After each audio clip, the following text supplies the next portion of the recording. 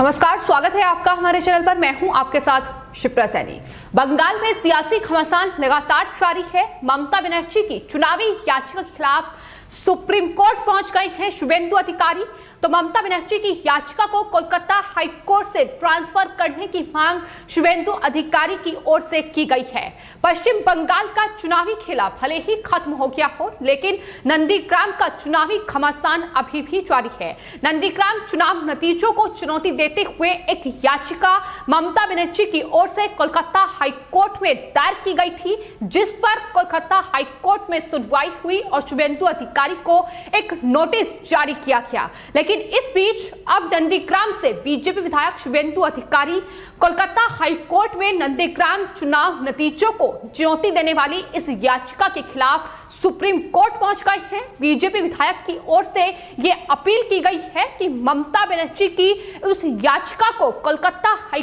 Court से transfer करने का आदेश सुप्रीम कोर्ट के द्वारा दिया जाए। इतना ही नहीं, शुभेंदु अधिकारी ने इसे किसी और हाई कोर्ट में ट्रांसफर करने की भी अपील की है। तो नंदीग्राम पश्चिम बंगाल के विधानसभा चुनाव में वो सीट जो कि हाई प्रोफाइल सीट थी, एक तरफ इस सीट पर टीएमसी से उम्मीदवार ममता बनर्जी थी तो दूसरी तरफ बीजेपी से उम्मीदवार शुभेंदु अधिकारी थे और जाहिर तौर पर दोनों के लिए नंदीग्राम का चुनाव जीतना नाक की लड़ाई थी। लेकिन ममता बनर्जी अपनी ये नाक की लड़ाई हार गई, जिसके बाद लगातार ममता बनर्जी की बौखलाहट बढ़ रही है और यही वजह है कि नंदीग्राम चुनाव नतीजों को चुनौती देते हुए एक याचिका उनकी तरफ से कोलकाता हाई कोर्ट में दायर की गई। आरोप ये लगाए गए कि दरअसल चुनाव नतीजों में बीजेपी की ओर से धांधली की गई है। आपको बता दें, नंदीग्राम में शुभेंदु अधिकारी 1900 से ज्यादा वोटों से जीते थे और यही ममता बनर्जी की सबसे बड़ी बौखलाहट है कि इस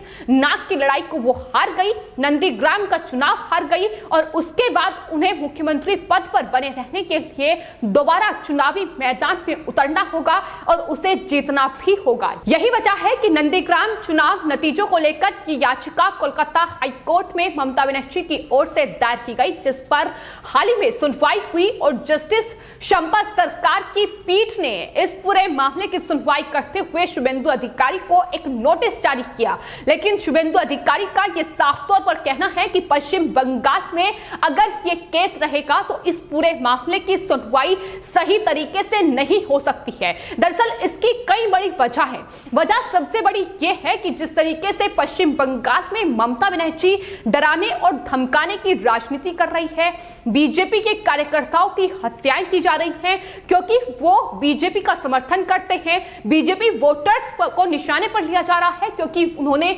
बीजेपी को वोट किया है। तो ऐसे में ये जो सुनवाई है कोलकाता हाई कोर्ट में निष्पक्ष तरीके से नहीं हो सकती है और यही वजह है कि अब शुभेंदु अधिकारी ने इस पूरे मामले को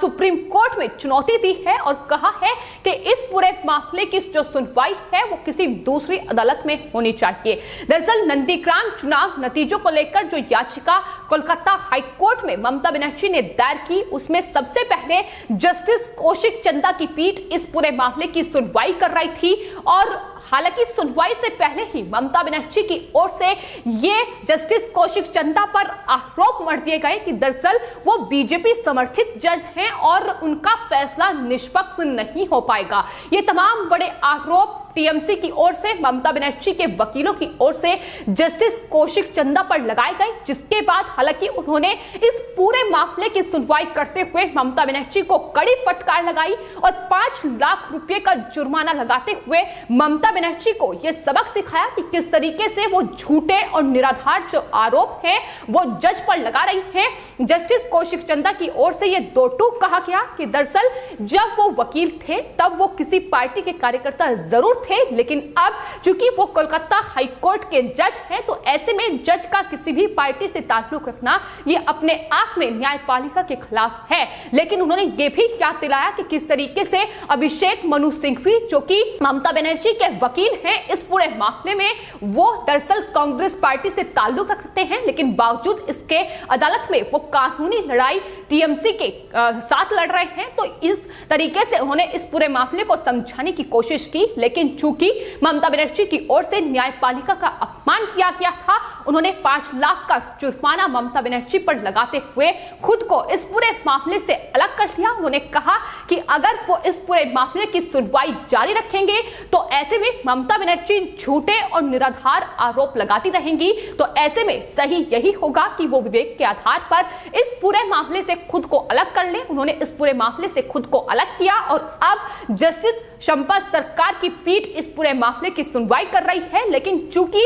यह ममता बनर्जी का राजनीतिक पैतरा भी हो सकता है और जिस तरीके से कल सुनवाई हुई वो साफ तौर पर दिखा रहा है कि आने वाले वक्त में इस पूरे मामले का फैसला निष्पक्ष नहीं होगा, यह शुभेंदु अधिकारी को लगता है। और यही वजह है कि अब उन्हें सुप्रीम कोर्ट का दरवाजा खटखटाया है और अपील यह की गई है कि इस पूरे मामले को किसी और अदालत में ट्रांसफर किया जाए। तो फिलहाल पश्चिम बंगाल में जिस तरीके से हिंसा का दौर जारी है और ममता बनर्जी लगातार तानाशाही और तालिबानी शासन कर रही है, उससे यह साफ तौर पर जाहिर होता है कि ममता बनर्जी न सिर्फ नंदीग्राम, न सिर्फ पश्चिम बंगाल में जो बीजेपी कार्यकर्ता हैं, बीजेपी वोटर्स हैं, उन्हें डरा धमकाकर किसी तरीके से अपने पक्ष में करना चाहती है। और एनएचआरसी ने भी इस बात का खुलासा किया था कि किस तरीके से जो बीजेपी के वोटर्स हैं, जो बीजेपी के कार्यकर्ता हैं, उन तमाम लोगों से हस्ताक्षर कराए जा रहे हैं बाकायदा कि वो आने वाले वक्त में बीजेपी को वोट नहीं देंगे, वो टीएमसी के लिए ही मतदान करेंगे। तो ये डराने और धमकाने की राजनीति है जो लगातार ममता बनर्जी की ओर से जारी है। और न सिर्फ लोगों में ये डर फैलाया जा रहा है बल्कि न्यायपालिका तक भी ये कहीं ना कहीं डर ममता बनर्जी फैला रही है। और यही वजह है कि देश की सर्वोच्च अदालत के 2 जज जो कि पश्चिम बंगाल हिंसा को लेकर जो मामला सुप्रीम कोर्ट में था उस पर सुनवाई कर रहे थे, लेकिन उन्होंने खुद को उस पूरी सुनवाई से अलग कर लिया। वजह साफ है कि उनके जो परिवार है वो पश्चिम बंगाल में रहते हैं और पश्चिम बंगाल में जो हिंसा का तांडव चल रहा है उससे कहीं ना कहीं अब सुप्रीम कोर्ट के जज भी इतना ज्यादा घबराए हुए हैं कि पश्चिम बंगाल में हिंसा को लेकर जो याचिकाएं सुप्रीम कोर्ट में दायर की गई हैं उस पर सुनवाई भी नहीं करना चाहते हैं। और यही हालात कहीं ना कहीं हाल ही में नारदा स्टिंग केस में जब सीपीआई ने ममता बनर्जी के 4 नेताओं पर शिकंजा कसा, उसके बाद भी देखा गया सीबीआई के अधिकारियों के साथ गाली गलौज और उन्हें डराने और धमकाने की राजनीति ममता बनर्जी की ओर से की गई। यहां तक कि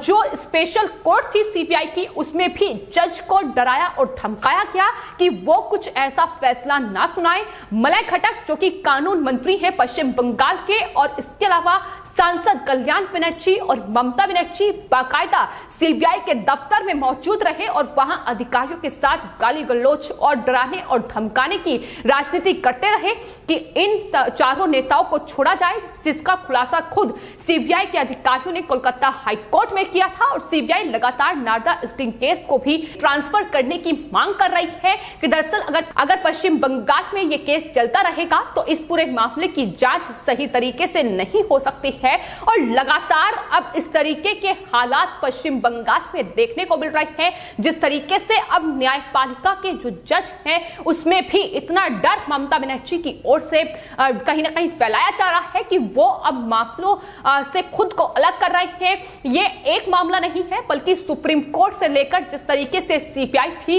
अब पूरे मामले को ट्रांसफर करने की मांग कर रही है वो यही बयां करते हैं कि ममता बनर्जी ये तालिबानी और तानाशाही शासन कर पश्चिम बंगाल में चाहती है कि इस तरीके से सारी जो व्यवस्थाएं हैं वो उनकी तरीके से होती रहे, वो इस तरीके से शासन करती रहे। लेकिन जिस तरीके से शुभेंदु अधिकारी पश्चिम बंगाल की नंदीग्राम सीट से जीते हैं और ममता बनर्जी को उन्होंने हराया है, 1900 से ज्यादा वोटों से ममता बनर्जी हारी है। और उसके बाद लगातार शुभेंदु अधिकारी ममता बनर्जी के भ्रष्टाचार की पोल खोल रहे हैं। ममता बनर्जी ने पिछले 10 सालों में जो शासन पश्चिम बंगाल में किया है और क्या कुछ भ्रष्टाचार घोटाले उनकी तरफ से किए गए हैं, इसका खुलासा अब लगातार शुभेंदु अधिकारी कर रहे हैं। हाल ही में उन्होंने बताया था कि किस तरीके से कोरोना महामारी में करोड़ों का घोटाला ममता बनर्जी की ओर से किया गया। फर्जी टीकाकरण लगातार चलाया जा रहा है और यही वजह है कि अब पश्चिम बंगाल में ममता बनर्जी के खिलाफ बीजेपी ने